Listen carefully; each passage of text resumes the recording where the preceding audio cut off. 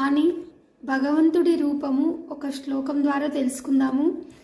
యస్యంతర్నాతి మధ్యే నహి కరచరణం న నామగోత్రం న సూత్రం నో జాతిర్వైవవర్ణో న భవతి పురుషో నాన పుంసో న చ స్త్రీ నకారం నైవికారం నహి జనన మరణం నాస్తి పుణ్యం న పాపం నో తత్వం తత్వమేకం సహజ సమరసం సద్గురుంతం నమామి. భగవంతుడు స్త్రీ కాదు, పురుషుడు కాదు, గోత్రాలు, సూత్రాలు, నామాలు, నామరూపరహితము. భగవంతుడికి ఈ పాపపుణ్యాలు లేవు, జనన మరణాలు లేవు. భగవంతుడు అంటే శుద్ధ చైతన్యము.